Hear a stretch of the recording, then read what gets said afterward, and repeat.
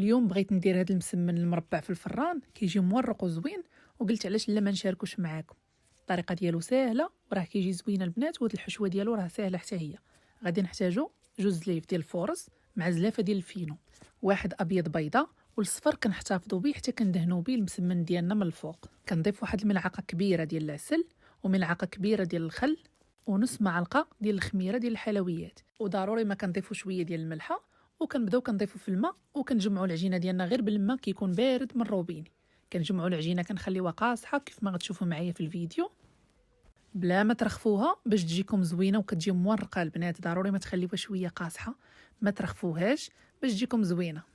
من بعد ما كنجمعها غادي نحطها فوق سطح العمل وغادي ندلكها مزيان. غادي ندهنها بشويه ديال الزيت من بعد ما كندلكها، وكنغطيها وكنخليها كترتاح. وغادي نمشي نوجد معكم الحشوه. من بعد ما كترتاح ليا العجينه عاد كنشكلوها كرات وكنخدموها.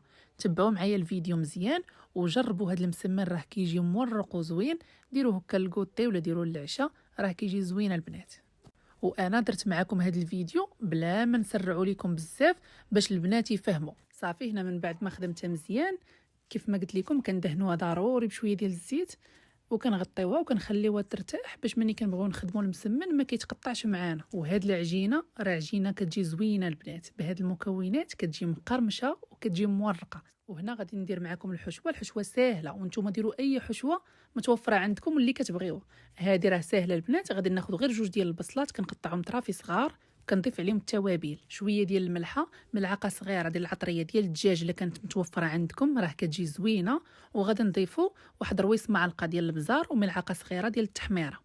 غادي نشحر هاد البصله مزيان هنا مع العطريه، وغادي نضيف عليهم واحد جوج الفلفلات اللي كانوا كبار مقطعين حتى هما صغار. كنضيف واحد الكميه ديال الربيع وكنشحر البصله والفلفله مزيان حتى كيطيحوا.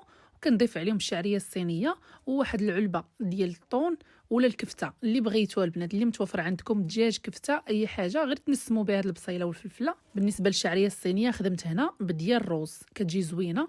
كنخليها كتسلق مزيان في الماء، ما كنديرش عليها الماء طيب، كنسلقها مزيان في واحد الكاسرونه فوق البوطه.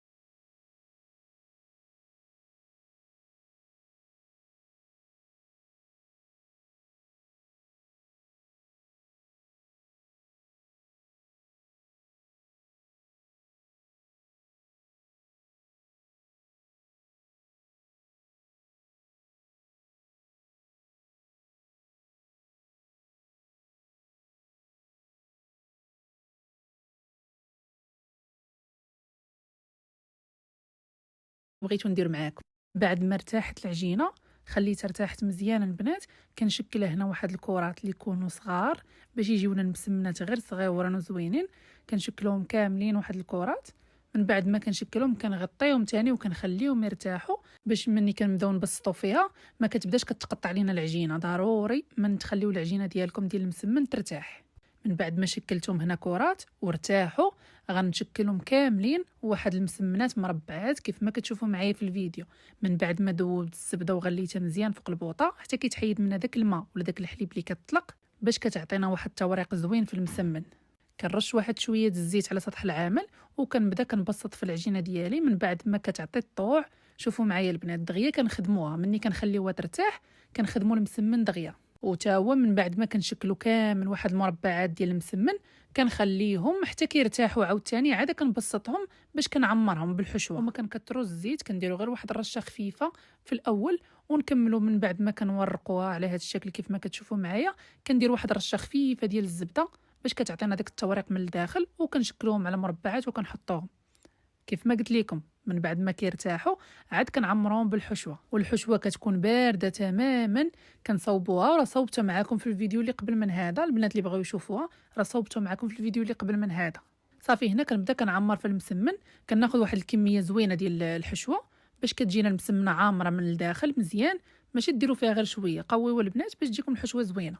كندير معاها شويه ديال الفرماج ولا الموتزاريلا اللي بغيتو، ولا ما بغيتوش كاع استغناو عليه. وكنبدا كنجمع في الجوانب بحال هذا الشكل كيف ما كتشوفوا معايا.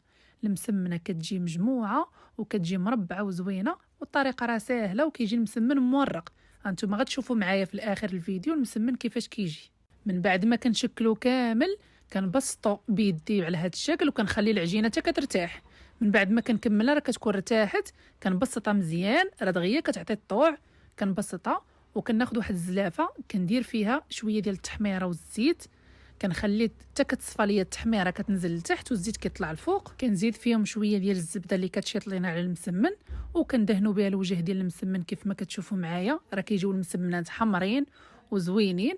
كندهنهم غير بايديا مزيان وكندخلوا اللاطه الفران انا هنا خبزتهم في الفران ديال الفران كيكون سخون مزيان. قبل ما كندخلوا ليه اللاطه كنديروا اللاطه الوسط في الفران. هنا انا كيف ما قلت لكم درتهم في الفران ديال الضو.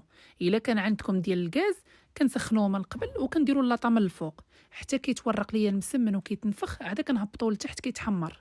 غير ملي كتخشيو اللاطه ديالكم في الفران ضروري الفران ما يكون سخون مزيان باش كيتورق لكم المسمن. الا بغيتو ترشوه بشي حاجه من الفوق ضروري ما ديروا اصفر بيضه مع الزيت والزبده. انا ما درتهاش حيت ما بغيتش نرشو.